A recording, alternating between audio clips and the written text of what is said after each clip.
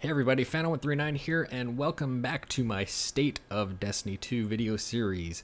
We have a myriad of topics today to cover, ranging from Season 17's final thoughts, initial impressions of Season 18, and the big Lightfall Reveal. I know I said this was going to be the September 2022 video back in my last video, but I decided to pick things up and do it a little early this time around, so we're going to dive right in today. We'll start with Season 17, the final thoughts on Season of the Haunted. This was our first yearly season outside of the expansion, so expectations were a bit high to follow suit with previous year's success with Season of the Chosen. So how did Bungie do with the season? Let's go right into my final ratings of the season. For the story, I'm going to give Bungie very high marks here with 9 out of 10. The storyline of this season brought Callus back to the forefront and had the Leviathan return, parking right over the moon with the intent of interacting with the Lunar Pyramid in ways that we did not know at the time. This action then set loose the nightmares all over the Leviathan, and we had to sever Callus's connection before it was too late and the nightmares spread all over the system. The seasonal story was handled with the addition of the Leviathan patrol space, a brand new public event, and a weekly story mission. Having a new patrol space be the first seasonal activity of its kind was a very nice little touch, but as I mentioned in my initial impressions back in June, I did feel that the space as a whole was very small for my liking.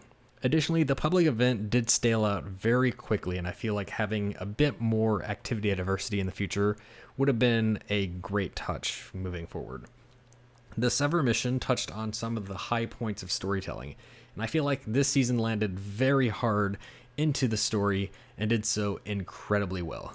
My only criticism for the whole story missions was that it used the same space for pairs of missions. So there were only minor dialogue and route adjustment changes with the pairs of missions, which made things feel a bit repetitive and make me only have real interest every other week when the next character's first attempt was up. As for the end of season event, we had two things. We had the final mission where we actually had to go and face off with Callus and the nightmares that he had at his disposal with Keitel at our side, and then a nice little last week of the season dialogue where Callus was like, ha ha ha, you guys messed up and I'm still here. Kind of nice touches. I know some people were complaining about that last week thing, but guys, it's the seasonal epilogue. There wasn't going to be anything that week. The final mission was a lot of fun, but again, I felt like it went kind of quick, but then again, there isn't really too much you can do with that because otherwise you'll have the casual player base be unable to do it. All in all, this season felt like it was mainly focused on the story, and for what it did there, it did fantastically well, so well done in terms of the story. As for the second category, the end game, I'm going to give a 7 out of 10 here. Season 17, we had the brand new dungeon duality, while retaining a good number of the old Pinnacle sources. Only the Season of the Risen sources at the time were dropped. Bungie finally also listened and gave us the reason to go back and do raids by adding a weekly raid and dungeon rotator, which allowed legacy raids and dungeons to offer a Pinnacle reward upon completion. This was a great first step, but I honestly feel like it was just that, a first step. I think all of the encounters in the legacy raid and dungeon that were selected should offer pinnacles, but just drop it to +1 instead of +2. That way there's still a reason to actually go and do the whole thing versus just grabbing like a final checkpoint and then only doing the last encounter. The Grandmaster rotation for Season of the Haunted was a step in the right direction from last season's Nightmare rotation, although I think Bungie swung the pendulum back just a hair too much in the easy direction. My usual team knocked it all out in just under 3 hours, with only the Corrupted having a brief moment of reset danger. Again, I think a 3-3 setup would be ideal, so 3 easier Grandmasters and 3 more challenging Grandmasters, and maybe 1 like very hard Grandmaster. I'll touch a bit on this later on, but for the most part, I feel like we'd need to swing back around. Artifact mods were not as exciting as last year's mods, but I think this is Bungie's intent moving forward to tone down power levels of the mods just a bit. But we'll see if something can drive up excitement a bit later on this year. But so far, I'm not holding my breath. For the grind, I'm going to rate 6 out of 10. I don't have too much to offer for the grind this season. Nothing major has even shifted here. Pinnacle RNG is still a very big problem in the game. Weapon crafting has had kind of a strange situation in Season of the Haunted, with only 2 of the new dungeon weapons being craftable, and then the only 2 that were craftable were almost non-existent drop-wise. But a patch that occurred mid to late in the season seemed to address this a little bit, although the drop rates still do feel a little bit on the low side. For exotics, I'm going to unfortunately give a drop here and go down to 4 out of 10. We got 2 new exotic weapons, one from the season itself and one from the dungeon. The seasonal exotic was the reprised Destiny 1 sidearm Trespasser. Honestly, it was incredibly underwhelming in Destiny 1. Guess what? It's incredibly underwhelming in Destiny 2. Sidearms in general, not a good PvE weapon, so thumbs down for me there. The other new weapon was from the dungeon, and that was the Sword Heart Shadow. And this actually continued the trend of me just binning all of the trophy weapons because, as I mentioned in the last video, the exotic just feels terrible, both on paper and in actual gameplay. It, like Collective Evaluation, needs a complete rework, and the rework needs to be a significant buff. And right after one season of armor not being a factor, we're right back to Shaftland for Warlocks, it seems. So guess what, Bungie? Here comes your rating tank. So Hunters, we got Rain of Fire, and it's yet another weapon-themed exotic that grants a few seconds of Radiant on a fusion rifle kill and some bonuses while using fusions and linears in the air, which feel very insignificant in the presence of an already good rolled fusion rifle. Whoop-de-doo. Hunters got Caliban's Hand, which was probably the top performer of the season, granting Scorch and Ignite on proximity throwing knife hits and kills. Honestly, Hunters won big in terms of Solar 3.0, and this basically just gave them a reason to use it. Titans, they got Second Chance, exotic arms, which granted their Void Shield throws, anti-barrier, and a second melee charge, but unfortunately, the anti-barrier was not a one-hit, so the exotic was pretty much irrelevant in high-tier content. That needs to be changed. Bungie, the argument that you're using for exotics being a source of power creep is really starting to get out of hand, in my opinion. You need to stop making things that are incredibly underwhelming with the intent of buffing them later. Why? Because there are still a very large number of legacy exotics from year 1, year 2, and year 3 that are severely underperforming and have almost zero use time. And we're to expect that you're going to get all of these new ones when you still have all these older ones that have yet to be tuned. Please start strong and then tune down. That is a much better approach, and your players will thank you for it. Gameplay, I'm going to give a 6 out of 10, a little bit of a drop from last season. And this mainly goes to the whole Solar 3.0 debacle that happened. The season felt a lot more dry compared to previous seasons. While the overall experience of the game is still there, things were doling out a bit, and I think that innovation to the core needs to be considered as part of future seasons. Solar 3.0 was very weak for Warlocks. Even after the changes that happened, it was still not great. I feel like this season was compensation for Hunters after what happened with Void 3.0 and attempting to buff things to give Hunters a bit more justice desired for a weak Void kit. Please don't do this. I mean, I already talked about the argument of the short-term versus long-term when dealing with this system, and I think things will get better eventually, but as it stands now, I'm probably going to set Solar aside because it's just not fun. For the event of the season, Solstice Heroes, this is actually a bit of a surprise, but I have to dock you pretty big here and give you a 4 out of 10.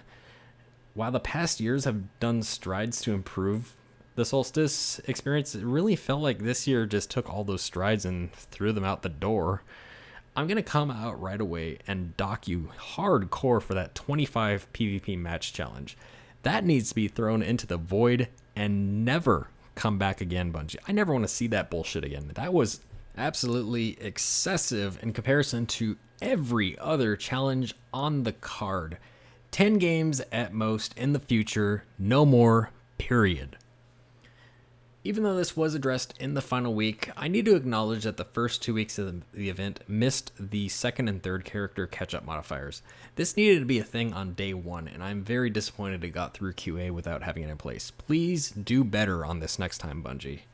Finally, talking about the brand new event card feature, it really felt like a pointless cash grab in my opinion, with over half the card plastering the advertisement of it in your face with only the top half showing the challenges themselves. I don't like the concept of this event card at all, and I'd rather you just go back to having things existing as they were beforehand. On the flip side, in terms of positives, you finally took the feedback that the EAZ needed some love and gave us a new version of it. The only problem, though, is that this one was exceptionally dry. There was no diversity to it, period, and it was just a glorified firing range. You really should have thrown in some alternate objectives and more than one end boss. I did enjoy having the armor stat reroll be a thing in the game, but I really wasn't thrilled about it being a one-time deal. This just made it another bin on grab because Artifice armor is just so much better.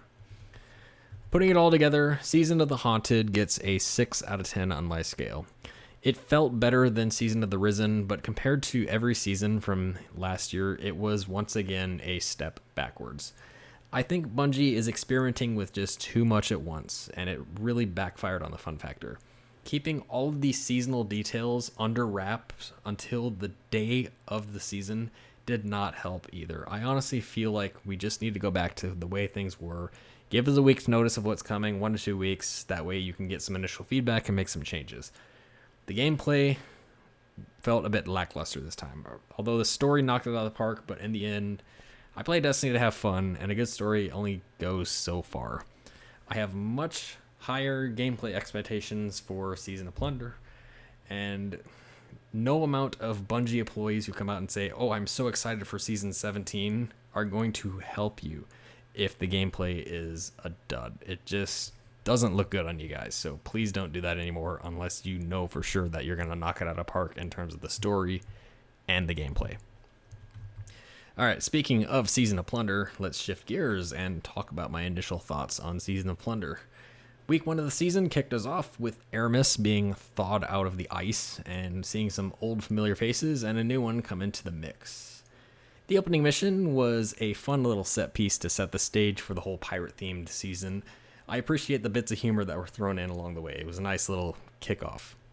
Catch Crash is the first new seasonal activity. It's the 6-player match-made offensive that involves raiding an enemy catch to take down a leader within.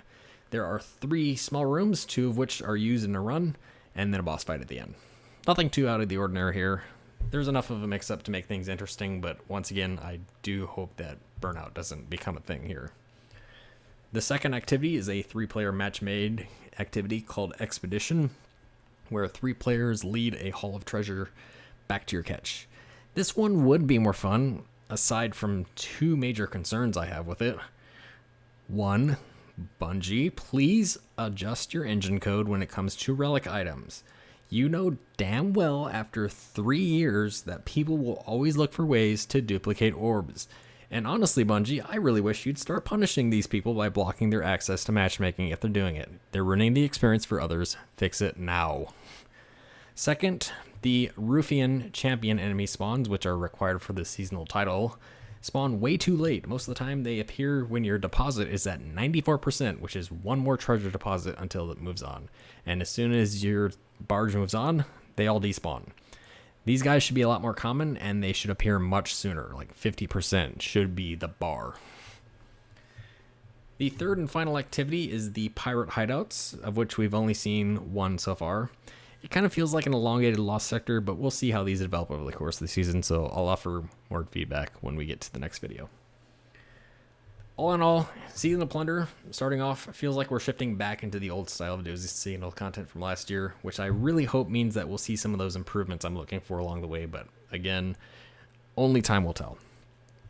Arc 3.0. It was the final light subclass conversion, making all the light subclasses onto the aspects and fragment system. Landed this season, and in terms of rating the overall 3.0 switchovers, I'm going to put Arc between Solar and Void in terms of both how well I feel they did and how much of the original kit was retained. Unfortunately, once again, Hunters seem to walk out of this one as the big winners. I felt like they got too much. They did get a second super, which, in my opinion, absolutely was needed. They retained their full original kit, and they got so much more out of their fragments systems. Titans, I feel like, got the middle position here. They retained almost everything from the original kits, and they got a very powerful grenade aspect and a new melee to play around with. Although, for the most part, Arc does feel like a PvP-focused subclass for Titans. Unfortunately, this means that Warlocks, once again, got the short end of the stick. Although the full kit from Warlocks was retained, the original supers haven't been updated to modern standards that are still the two weakest PvE supers in the game, by the way. I honestly feel like Bungie spent so much time on the new Hunter super that they just forgot to tweak the values on the Warlock supers to buff them up. At the same time, Warlocks got this, what seems to be this very highly out of place melee aspect that is very laughable.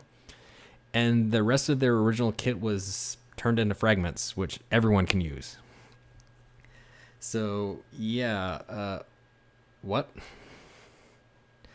While I still retain my position that the overall outlook of moving to aspects and fragments means that the abilities team will have a much easier means to shift things in the future, I just can't shake this feeling that Sandbox didn't have enough fuel in the tank for Arc. I mean, after a terrible Warlock Solar 3.0 experience, all the feedback that you guys got saying that Solar 3.0 was terrible, Arc needed to deliver big for Warlocks. All we ended up getting was Arc Souls Glorified. And even then, those are still very weak too. Even the whole amplified Arc Souls, you can't take down majors with those things. It takes so many bursts, and it's just not fun. Bungie's gonna again have to do another one of those week 3 or 4 buff passes on Warlock aspects, and we're gonna have to sit here and wait another however many months it takes for them to make new aspects for us, because they already said that they're not gonna change any of the aspects. So this means Sandbox is going to be out of play for other things that need work again, but what are you going to do? This needs to be fixed, so get on it. In terms of the exotics this season, there are 3 completely forgettable exotic armor pieces, so Bungie just get ready to get smacked on that for the review already. And then 2 exotic weapons. The new exotic fusion rifle has a nice little niche play to it, but it only works if you're using an Arc 3.0 subclasses, and I mean, I already just got done trashing an Arc 3.0, so there's your feedback for that one. And then there's Touch of Malice back in the game, but I can't review it because I haven't gotten it yet. And speaking of that, why is Touch of Malice RNG? It was a quest in Destiny 1. It should have stayed as a quest in Destiny 2. Please stop doing RNG raid exotics, Bungie. Speaking of Touch of Malice, King's Fall is back. So how'd they do? Well, the art team, you guys knocked it out of the park. It looks fabulous. The refresh visuals of the areas are absolutely stunning. A much needed bump up compared to the dull grayish palette in Destiny 1. I loved it. Thank you guys. That was fantastic. Raid team did a fantastic job on the mechanics as well. It was a much needed breath of fresh air. I'm looking forward to enjoying King's Fall for many seasons to come. So everyone's all like, oh yes, glowing feedback. We did great. Not so fast, Bungie. I always save this for its own section, but I cannot stress this enough when it comes to raids anymore. Get rid of contests. Get rid of day 1 already. Enough is enough. When one group of players has done it 3 times in a row, nothing against them, by the way. You guys did great. This signals a need for a design shift. We are right back into the exact same situation as Challenge of the Elders and Destiny 1 when one group of players found a score exploit and did it over and over so they could just be glorified in the TWAB each week. It gets old. Same thing's happening here, Bungie. Day 1 has become so much of a glorified streamer event and so less of celebrating a new piece of top tier content.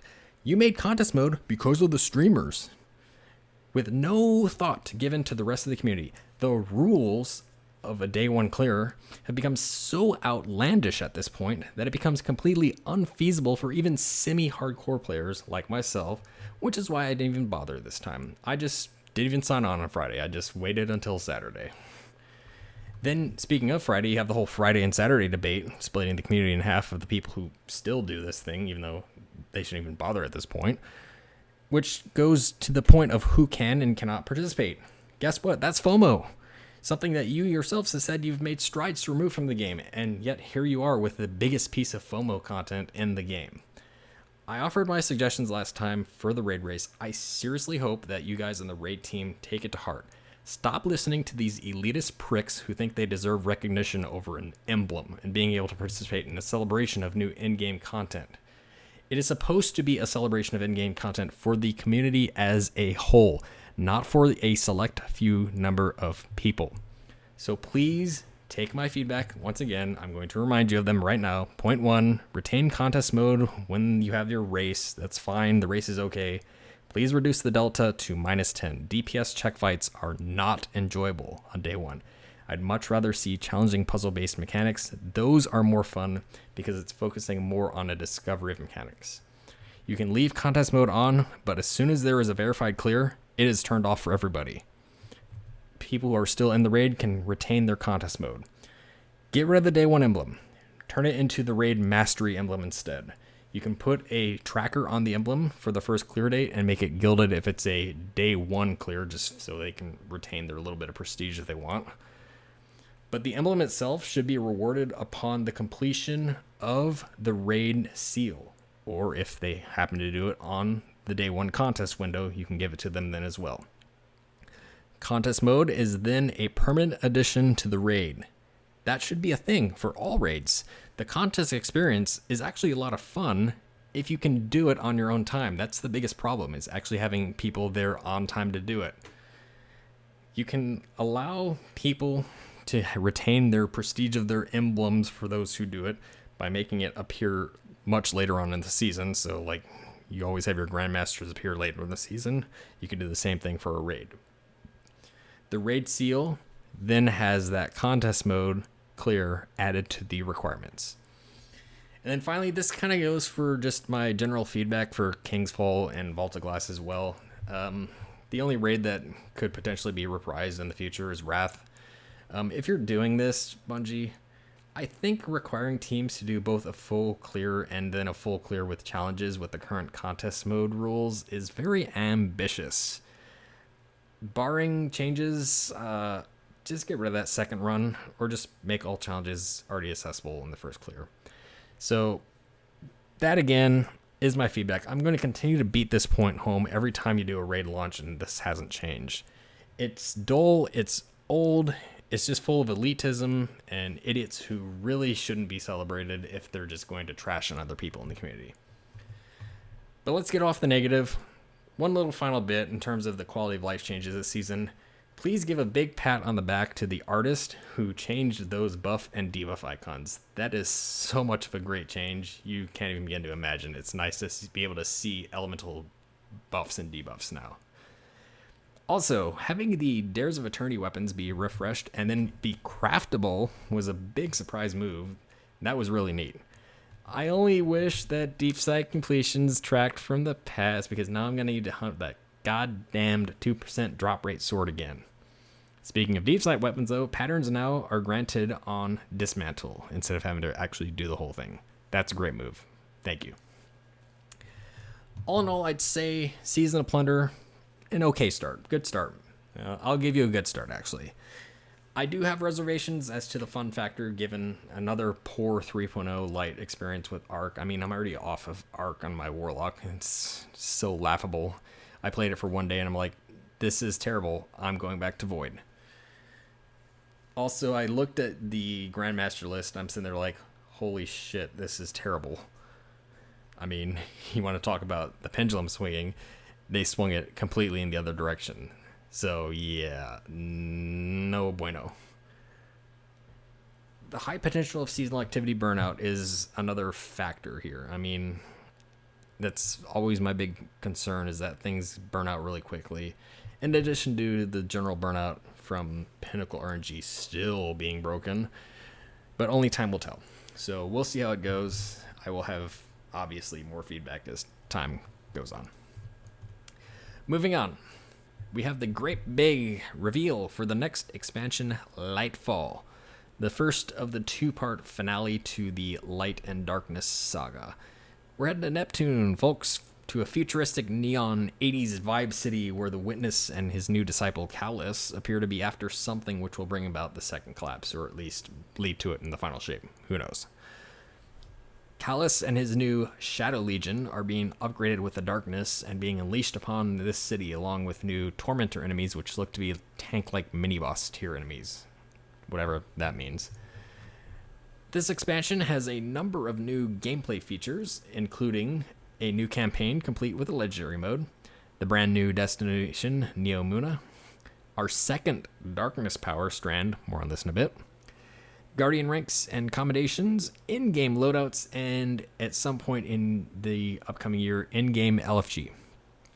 Speaking of the new Darkness Power strand, we got a little bit of a look at this. This power looks to be about controlling energy around objects. Star Wars, much Bungie? Is this the Force? Are we going to be using the dark side here? This power works by tearing into a different dimension using our power of darkness to manipulate things.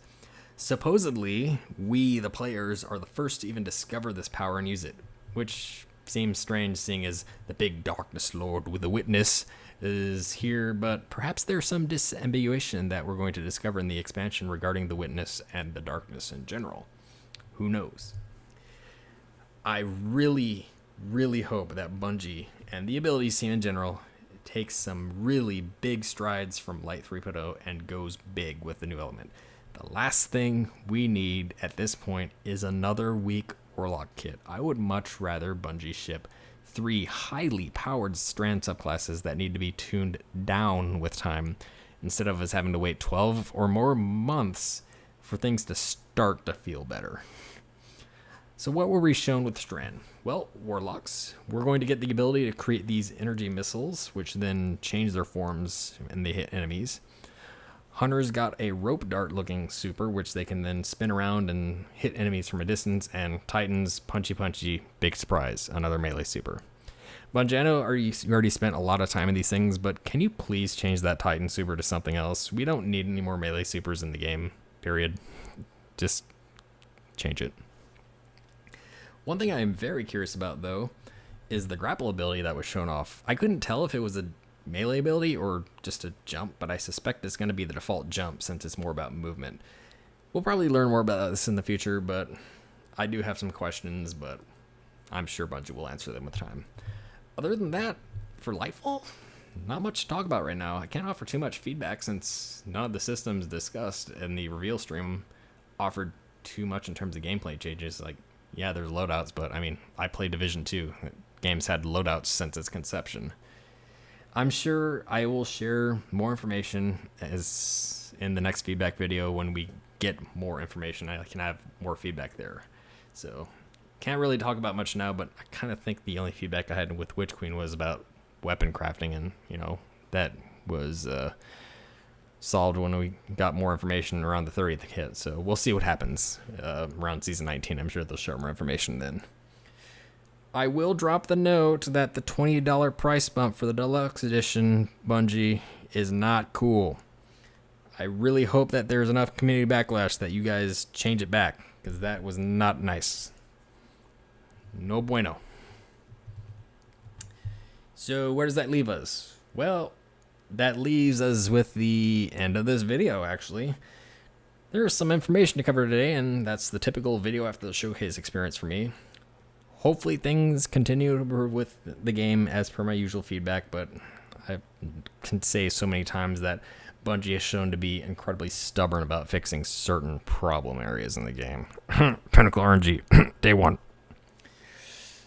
Now, some of you who watched the last State of Destiny 2 video might have recalled I said something about a dungeon and be like, hey Phantom, where's the solo flawless duality video? It's not happening, folks. It's not happening. I did it one time last season, and after going through 8 stress-inducing damage phases on Kaido, it's not going to be happening again, folks.